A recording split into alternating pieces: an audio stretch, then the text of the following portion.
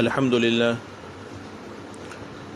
لله وكفى وسلام على عباده الذين اصطفى أما بعد فأعوذ بالله من الشيطان الرجيم بسم الله الرحمن الرحيم لقد جاءكم رسول من أنفسكم عزيز عليه ما عنتم حريص عليكم بالمؤمنين رؤوف رحيم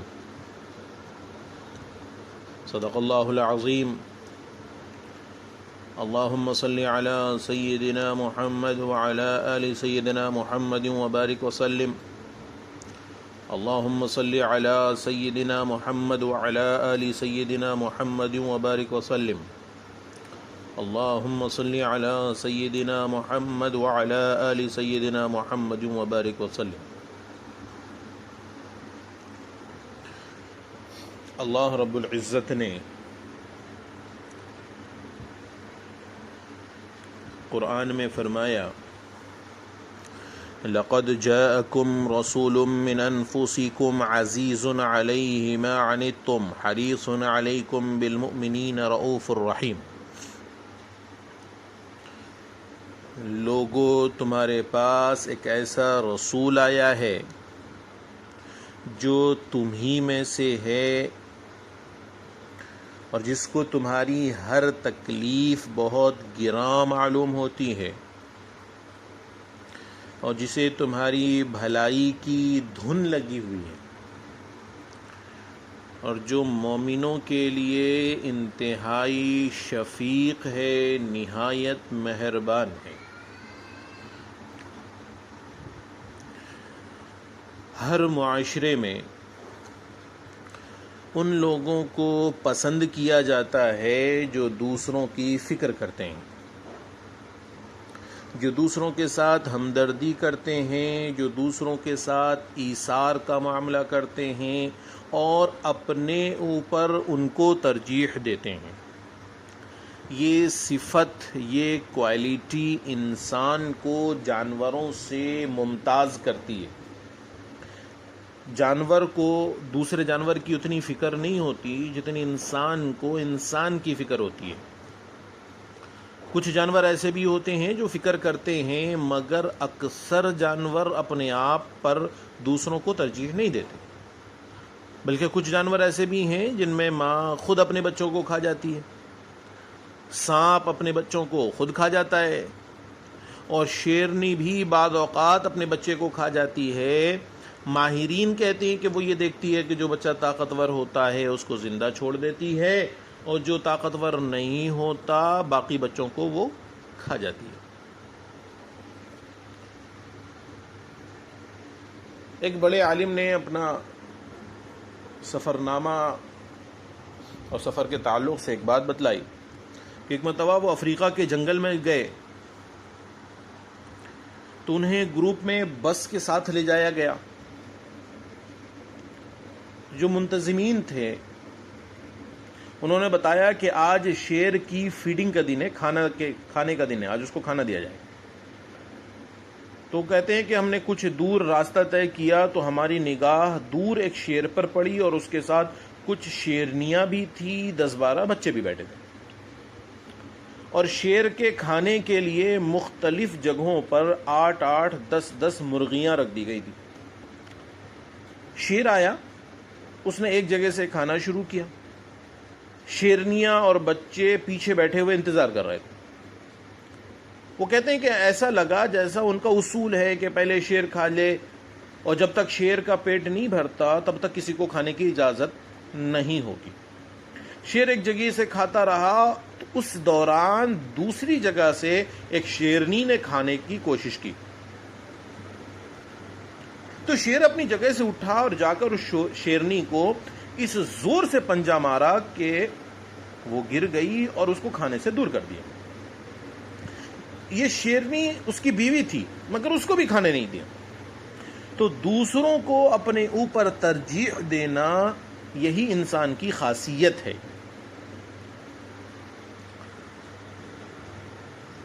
تاریخ میں جتنے بھی لوگ دوسروں کی خدمت کرنے والے گزرے ہیں ان میں سب سے زیادہ ایثار، سب سے زیادہ ہمدردی، سب سے زیادہ قربانی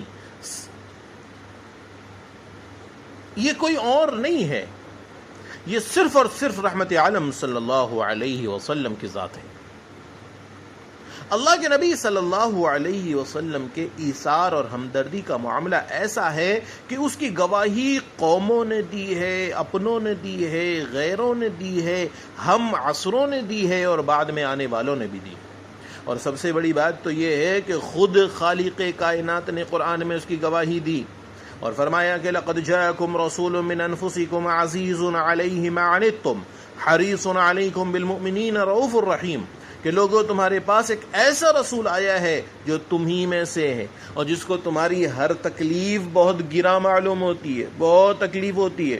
جب تم تکلیف میں ہوتے ہو تو اس کو تکلیف محسوس ہوتی ہے، وہ فیل کرتا ہے، اور جسے تمہاری بھلائی کی دھن لگی ہوئی ہے، اور جو مومنوں کے لیے انتہائی شفیق ہے اور نہایت مہربان ہے۔ نبی کریم صلی اللہ علیہ وسلم کے اخلاق حمیدہ کا کیا کہنا کہ زمانہ ایسی ہمدردی، ایسی غمخواری اور ایسا ایثار کی مثالیں قیامت تک نہیں دے سکتا، اور خدا کی قسم نہیں دے سکتا۔ نبی کریم صلی اللہ علیہ وسلم آج کے ہمدرد اور مددگار میں زمین آسمان کا فرق ہے۔ پہلا فرق کیا ہے؟ نبی کریم صلی اللہ علیہ وسلم میں اور آج کے جو ہمدرد ہیں ان میں پہلا فرق یہ ہے کہ آج کا ہمدرد صرف اس وقت مدد کرتا ہے جب اس کے پاس دینے کو کچھ ہو، لیکن اگر اس کے پاس خود نہ ہو تو وہ نہیں دے پاتا۔ لیکن قربان جائیں رحمت عالم صلی اللہ علیہ وسلم کی ذات پر، آپ کی یہ شان تھی کہ جب کچھ ہوتا تب بھی دیتے، اور جب کچھ بھی نہیں ہوتا تب بھی دیتے، کسی سے قرض لے لیتے اور پریشان حال کی حاجت پوری کرتے۔ یہ جذبہ ہوتا کہ کسی نہ کسی طرح حاجت مندوں کی مدد کی جائے اور ان کے ساتھ ہمدردی کی جائے۔ اس وقت دنیا کا چند بڑے امیر لوگوں میں سے ایک شخص ہے، اس کا نام بل گیٹس ہے۔ اس کے تعلق سے یہ بات آتی ہے کہ وہ امریکن شہری ہے اور اس کے پاس تقریباً $80 ملین ہے، $80 ملین ہیں اس کے پاس۔ اس نے $1 بلین $80 بلین ہے، اور $1 بلین اس نے افریقہ کے غریب لوگوں پر، اپنے ملک کے غریب لوگوں پر، مسلمان ممالک کے غریب لوگوں پر خرچ کر دیا، اور اب بھی اللہ کا دیا اس کے پاس بہت ہے۔ وہ کہتا ہے کہ اب بھی میرے پاس اتنے مزید $1 بلین ہیں اور وہ سارا بھی غریبوں کی مدد کے لیے لگا دوں گا۔ دنیا اس شخص کو بہت بڑا آدمی مانتی ہے، یہ دوسروں کی فکر اور ہمدردی کرنے والا شخص ہے، اس کے پاس اتنا مال ہے کہ $1 بلین بھی غریبوں پر لگا دے تو اتنا فرق نہیں پڑتا۔ پیسے ہیں تو لگاتا ہے، مگر اللہ کے نبی صلی اللہ علیہ وسلم کی خاص بات یہ تھی کہ جب آپ صلی اللہ علیہ وسلم کے پاس کچھ بھی نہیں ہوتا تب بھی آپ فکر فرماتے اور کچھ نہ کچھ ضرور ترتیب بناتے۔ حضرت جابر بن عبداللہ رضی اللہ عنہ سے روایت ہے، وہ روایت کرتے ہیں کہ انہوں نے فرمایا کہ جب خندق کھودی جا رہی تھی، غزوہ خندق کے موقع پہ خندق کھودی جا رہی تھی، تو میں نے دیکھا کہ حضور اکرم صلی اللہ علیہ وسلم سخت بھوک کی حالت میں۔ میں گھر آیا، بیوی سے پوچھا کہ کچھ کھانے کے لیے ہے، کیونکہ آن حضرت صلی اللہ علیہ وسلم سخت بھوک کی حالت میں ہیں۔ بیوی نے بوری سے جو نکالے جو ایک ساع تھے، تھوڑا سا مقدار ہے، اور گھر میں بکری کا ایک بچہ پلا ہوا تھا۔ میں نے وہ ذبح کیا، اتنے میں بیوی نے آٹا بھی پیس لیا، گوشت کاٹ کر برتن میں چڑھا دیا۔ پھر میں حضرت صلی اللہ علیہ وسلم کی خدمت میں آیا تو بیوی نے چلتے وقت کہا تھا کہ دیکھو حضور اکرم صلی اللہ علیہ وسلم اور ان کے اصحاب کے سامنے مجھے شرمندہ مت کرنا، بہت سے آدمی آ جائیں اور کھانا تھوڑا ہو جائے۔ تو وہ کہتے ہیں کہ میں نے رسول اکرم صلی اللہ علیہ وسلم سے چپکے سے عرض کیا کہ میں نے ایک چھوٹا سا بکری کا بچہ ذبح کیا ہے اور ایک تھوڑے سے آٹے کو پیسا ہے روٹی بنانے کے لیے، آپ صلی اللہ علیہ وسلم اپنے ساتھ چند آدمیوں کو لے کر چلیے۔ آپ صلی اللہ علیہ وسلم نے عجیب کام کیا ہے، عجیب کام کیا۔ آپ صلی اللہ علیہ وسلم نے آواز دی، اے خندق والو جلدی چلو جلدی چلو، جابر نے کھانا پکایا ہے۔ اور پھر حضرت صلی اللہ علیہ وسلم نے مجھ سے فرمایا کہ تم چلو مگر میرے آنے تک نہ برتن اتارنا نہ روٹیاں پکانا۔ حضرت صلی اللہ علیہ وسلم بھی لوگوں کو لے کر آ گئے۔ میں نے آ کر بیوی کو سب باتیں کہہ دی تو وہ گھبرا گئی اور کہا کہ تم نے یہ کیا کر دیا؟ میں نے کہا تھا کہ اللہ کے نبی صلی اللہ علیہ وسلم کو یہ بتلا دینا۔ حضرت جابر فرماتے ہیں کہ میں نے اسے کہا کہ بھئی میں نے تمہاری بات اللہ کے نبی صلی اللہ علیہ وسلم تک پہنچا دی تھی، مگر حضرت صلی اللہ علیہ وسلم اپنے ساتھ ایک بڑے لشکر کو لے کر آ رہے ہیں۔ حضرت صلی اللہ علیہ وسلم تشریف لائے اور خمیر میں آٹے میں اپنا لعاب دہن ملایا اور دعائے برکت فرمائی، اور پھر فرمایا اے جابر روٹی پکانے والی کو بلاؤ، میرے سامنے روٹی پکاؤ، اور ہانڈی سے گوشت نکالے اور اسے چولہے سے نہ اتارے۔ حضرت جابر روایت کرتے ہیں کہ آخر سب نے پیٹ بھر کر کھا لیا اور ہانڈی اسی طرح پک رہی تھی اور ابل رہی تھی اور روٹیاں پکائی جا رہی تھی۔ حضرت جابر رضی اللہ عنہ پھر فرماتے ہیں اللہ کی قسم کھانے والے 1000 تھے، سب نے کھایا پھر بھی بچ رہا، یہاں تک کہ ہانڈی میں گوشت بھی بھرا ہوا تھا اور روٹیاں بھی برابر پک رہی تھی۔ یہ آپ صلی اللہ علیہ وسلم کا معجزہ تھا، لیکن اس کے بعد یہ بات سمجھنی ضروری ہے کہ آپ صلی اللہ علیہ وسلم دوسروں کی فکر کرتے تھے۔ یہ چاہت ہوتی تھی کہ کسی طرح اس کو فائدہ پہنچا دوں، اس کی تکلیف کو دور کر دوں۔ آپ چاہتے خود آتے، خود کھانا کھاتے اور چلے جاتے، آپ نے فرمایا نہیں، خود نہیں، پوری فوج کو لے آئے اور کھانا کھلایا۔ یہ ہے ایثار، یہ ہے ہمدردی، جو آج ہمارے اندر میں یہ بات نہیں پائی جاتی۔ نبی کریم صلی اللہ علیہ وسلم میں اور آج کے ہمدرد میں ایک دوسرا فرق ہے۔ اور دوسرا فرق یہ ہے کہ آپ صلی اللہ علیہ وسلم نے صرف خود مدد کرنے کا ذمہ نہیں لیا، یا آپ کے ہی اندر میں ایثار، مدد، خیر خواہی کا جذبہ نہیں تھا۔ آپ نے یوں فرمایا یا آپ نے یوں کیا کہ اپنے جو جذبے کو، اپنی جو کوالٹیز کو، آپ کے اندر جو ہمدردی کا جذبہ ہے، آپ کے اندر ایثار کا جو جذبہ ہے، آپ کے اندر قربانی کا جو جذبہ ہے، آپ کے اندر جو خیرخواہی کا جذبہ ہے، آپ صلی اللہ علیہ وسلم نے اسے دوسروں تک منتقل کیا، اسے دوسروں کو بھی دیا۔ اس سے فائدہ یہ ہوا کہ ایسا معاشرہ بن گیا کہ پورے معاشرے کے اندر میں ہمدردی کا جذبہ بھر گیا۔ آج ہمارا مسئلہ یہ ہے کہ مدد کرنے والا اگر کوئی ہے آج کے زمانے میں، لیکن اس کا بیٹا تیار نہیں ہے۔ ماں مدد کر رہی ہے، خوب مال لٹا رہی ہے، بیٹی تیار نہیں ہے، بیٹی کو غصہ آ رہا ہے کہ ماں کیا کر رہی ہے، کیوں اتنا پیسہ برباد کر رہی ہے۔ باپ لٹا رہا ہے اپنی کمائی، اپنے پیسے کو دین کے کام پہ لگا رہا ہے، تو بیٹے کو اور اس کے دوسرے لوگوں کو تکلیف ہو رہی ہے، اس کے نیچے والے لوگوں کو تکلیف ہو رہی ہے کہ کیوں ایسا کر رہے ہیں۔ کیونکہ باپ نے اپنے جذبے کو اپنی اولاد تک منتقل نہیں فرمایا، لیکن اللہ کے نبی صلی اللہ علیہ وسلم نے صرف خود مدد نہیں کیا بلکہ ساتھ ساتھ ایسا معاشرہ بھی بنا دیا جس کا شیوا ہی دوسروں کے ساتھ ہمدردی کرنا اور ان کی مدد کرنا۔ آپ صلی اللہ علیہ وسلم نے ایک پوری جماعت ایسی بنا دی جس کے ہر فرد کے اندر دوسروں کی بھلائی چاہنا، دوسروں کی مدد کرنا اور اپنی ضروریات پر دوسروں کی ضروریات کو ترجیح دینے کا جذبہ کوٹ کوٹ کر بھرا ہوا تھا۔ نبی کریم صلی اللہ علیہ وسلم نے فرمایا کہ تم میں بہترین شخص وہ ہے جو دوسروں کو فائدہ پہنچائے۔ تو آپ صلی اللہ علیہ وسلم کی ان تعلیمات اور نبوی محنت کا یہ نتیجہ تھا کہ ایک ایسا معاشرہ وجود میں آیا جس کی نظیر نہیں ملتی۔ اب ایک واقعہ سنیں۔ حضرت انس رضی اللہ عنہ روایت کرتے ہیں کہ نبی کریم صلی اللہ علیہ وسلم نے، حضرت انس رضی اللہ عنہ سے روایت ہے کہ جب حضرت عبد الرحمن بن عوف رضی اللہ عنہ مدینہ منورہ میں تشریف لائے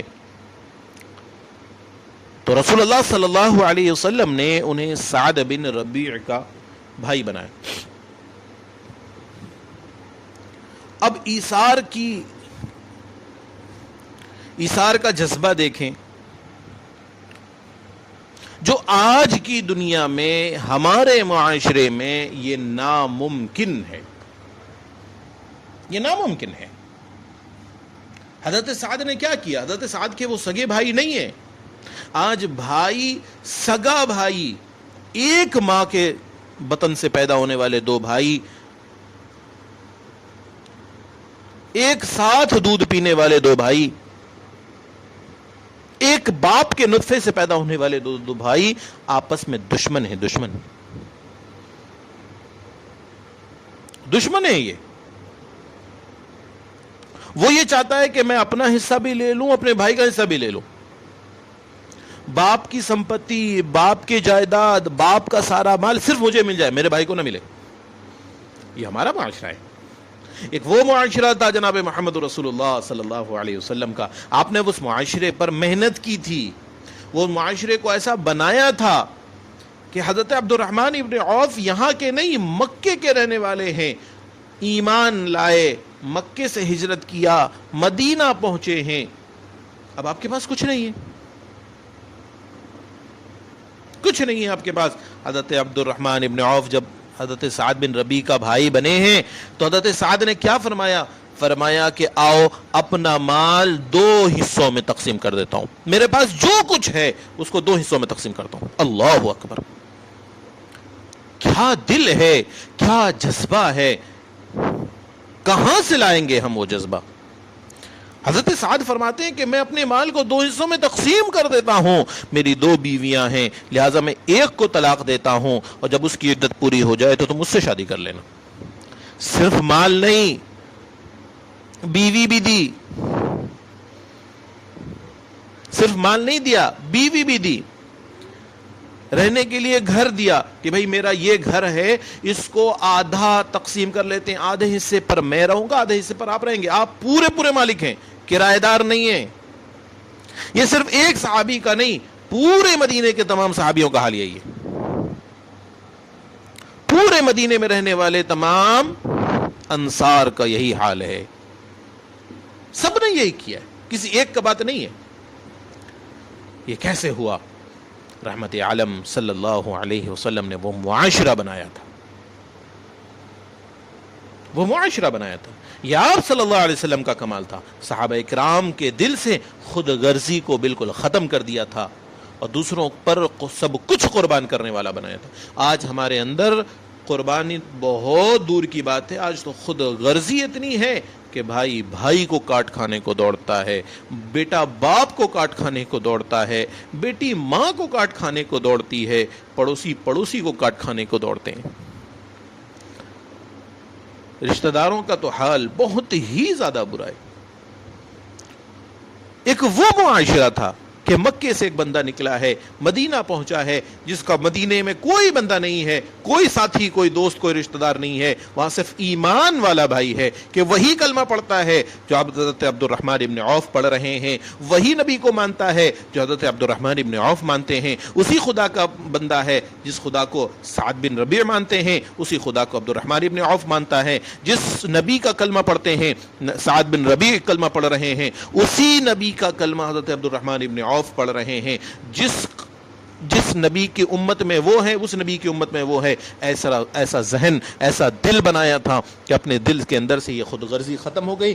سعد بن ربیع نے کیا کیا؟ سب کچھ قربان کر دیا، سب کچھ قربان کر دیا۔ اور یہ تو زندوں کا حال ہے۔ اللہ اکبر، اللہ اکبر! موت کے وقت بھی دوسروں کا خیال کرنا، ایسا ہے کوئی معاشرہ؟ ہم تو آج زندوں کا خیال نہیں کرتے، موت کے وقت میں کیا خیال کریں گے؟ یہ تو ناممکن ہے ہمارے معاشرے میں۔ حضرت عمر فاروق رضی اللہ عنہ کے زمانے میں، زمانہ خلافت میں، جنگ یرموک کا ایک واقعہ ہوا ہے۔ ایک صحابی ہیں، وہ کہتے ہیں کہ مسلمانوں اور عیسائیوں کے درمیان لڑائی چل رہی تھی، اسی دوران میں نے اپنے چچا زاد بھائی کو ڈھونڈنے نکلا، میرے ہاتھ میں ایک برتن تھا پانی کا، میں نے سوچا کہ اسے شاید پانی کی ضرورت ہو، اور وہ مجھے میدان جہاد میں شدید زخمی کی حالت میں ملا۔ اللہ اکبر! میں نے پوچھا کہ تمہیں پانی پلاؤں؟ اس نے اشارہ کیا کہ ہاں مجھے پانی پلاؤ، شدید زخمی حالت میں ہے۔ میں انہیں پانی پلانے ہی والا تھا. اللہ اکبر. میں انہیں پانی پلانے ہی لگا تھا، اتنے میں قریب سے ایک اور مسلمان کے درد سے کراہنے کی آواز آئی. وہ مسلمان ان کا سگا بھائی نہیں ہے، ان کا کوئی چچا تایا پھوپا خالو نانا نہیں ہے، ایمان والا ہے، بس ایک نبی کا کلمہ پڑھنے والے ہیں. بس موت کی کشمکش چل رہی ہے. ایک چچا زاد بھائی اپنے بھائی کو پانی پلا رہا ہے، اور یہ پینے والا موت کی حالت میں ہے کہ اب موت آئے گی، تب موت آئے گی. اس حالت میں اس کے کان نے آواز سنی کہ دور کوئی دوسرا صحابی، دوسرا ایمان والا، دوسرا کوئی مومن، وہ بھی زخمی حالت میں ہے، وہ درد سے کرا رہا ہے. تو یہ کہتے ہیں کہ میرے چچا زاد بھائی نے اشارہ کیا کہ پہلے اسے پانی پلاؤ. اللہ اکبر، کیا معاشرہ تھا، کیسے لوگ تھے. میں دوڑ کر اسے پانی پلانے گیا تاکہ میں اس کی جان کے اندر کچھ طاقت آ جائے، میں اسے پانی پلاؤں اور وہ پانی کا قطرہ اس کے اندر جائے تو اس میں کچھ جان آ جائے. اللہ اکبر. دیکھا تو وہ حضرت عمر بن عاص کے بھائی تھے، وہ بھی زخموں سے چور تھے، اور اتنی بھی ہمت نہیں تھے کہ وہ کچھ بول سکیں. ابھی انہیں پانی ہی پلانے ہی شروع کیا تھا، پلایا ہی نہیں تھا، قریب سے ایک اور مسلمان کی درد بھری آواز آئی، آہ. تو جس کو میں پانی پلانے لگا تھا، انہوں نے مجھے اشارہ کیا کہ مجھے نہیں چاہیے، ادھر میرا بھائی بھی اسی تکلیف میں ہے، پہلے اسے جاؤ پانی پلاؤ. موت کے بالکل قریب کا وقت ہے، مگر جذبہ ہمدردی دیکھیں موت کے وقت بھی ظاہر ہو رہا ہے. وہ صحابی کہتے ہیں کہ میں وہ تیسرے مجاہد کے پاس پہنچا تو دیکھا کہ وہ اپنی آخری سانسیں لے رہا ہے. اس سے پہلے کہ پانی کا برتن اس کے ہونٹوں پر لگایا جاتا، اس کی روح قبض ہو گئی اور وہ شہید ہو گئے. میں وہ پانی کا برتن لے کر دوسرے صحابی حضرت عمر بن عاص کے پاس پہنچا، حضرت عمر بن عاص کے بھائی کے پاس پہنچا تاکہ ان کو پانی پلا دوں. دیکھا تو وہ بھی شہید ہو چکے ہیں. پھر دوڑ کر اپنے چچا زاد بھائی کی طرف آیا تاکہ انہیں پانی پلا دوں. دیکھا کہ وہ بھی شہید ہو گئے. پانی کی ضرورت تینوں کو تھی، لیکن اپنے آخری وقت میں بھی نبی اکرم صلی اللہ علیہ وسلم سے سیکھا ہوا ہمدردی، سیکھا ہوا ایثار کا سبق وہ نہیں بھولے ہیں، نہیں بھولے ہیں. اللہ کرے کہ یہ بات ہماری سمجھ میں آ جائے کہ ہم جس معاشرے میں رہ رہے ہیں، ہم جس سوسائٹی میں رہ رہے ہیں، اور ہم بڑے فخر سے کہتے ہیں کہ ہم مسلمانوں کی سوسائٹی ہے، یہ مسلمانوں کا معاشرہ ہے، یہ مسلمانوں کا محلہ ہے. ہمارے کوئی کام، ہمارا کوئی عمل، ہمارا کردار، اللہ معاف فرمائے سخت اس بات سے، کوئی ایک بھی مسلمانوں والا نہیں، کوئی ایک بھی مسلمانوں والا نہیں. آج ہمارے اندر سے ایثار ختم، ہمدردی ختم، خیر خواہی کا جذبہ ختم. اور جن لوگوں کے اندر میں یہ بات پائی جاتی ہے، آپ تحقیق کریں، انہی کے اندر میں اسلام بچا ہے، انہی کے اندر میں دین بچا ہے. اس کی بنیادی وجہ یہ ہوگی کہ وہ اللہ رسول کو مانتے ہوں گے اور اللہ والوں کی صحبت میں بیٹھتے ہوں گے، علماء کی صحبت میں بیٹھتے ہوں گے. اس کی وجہ یہ ہے ان کے اندر میں یہ ایثار، یہ ہمدردی، یہ خیر خواہی کا جذبہ بچا ہوا ہے. ورنہ اللہ معاف فرمائے ہمارے علاقے سے، ہمارے معاشرے سے، ہماری سوسائٹی سے یہ جذبہ ختم ہو چکا ہے. تو آج ہم نے یہ دو فرق جو آج کے ہمدردوں میں اور رحمت عالم صلی اللہ علیہ وسلم کے زمانے میں جو ہمدردی کا جذبہ تھا وہ تھا، اس کا تذکرہ کیا ہے. انشاءاللہ ہم اس پر مزید باتیں کریں گے. اللہ رب العزت ہمیں یہ بات سمجھائے، دل میں اتارے اور ہمارے اندر بھی وہ ایثار، وہ ہمدردی کا جذبہ پیدا کرے. اللہ تبارک و تعالی ہمیں کہنے سے زیادہ، ہم بہت کہنے والے ہیں، کہنے والا بھی محتاج ہے، اللہ کہنے والے کو بھی عمل کی توفیق دے. سننا بھی ہمارا ایک فیشن بن گیا ہے، اللہ سننے والوں کو بھی یہ بات سمجھائے، سننے والے کو بھی عمل کی توفیق دے. اللہ کہنے والے کو بھی، سننے والے کو بھی، اللہ ہم سب کے اندر میں ایثار، ہمدردی، خیر خواہی، بھائی چارگی، محبت پیدا فرمائے، ہمارے اندر وہ ایمانی حرارت پیدا فرمائے. اللہ تبارک و تعالی ہمیں بھی ایسے معاشرہ بننے اور بنانے کی توفیق عطا فرمائے. وآخر دعوانا الحمد للہ رب العالمین.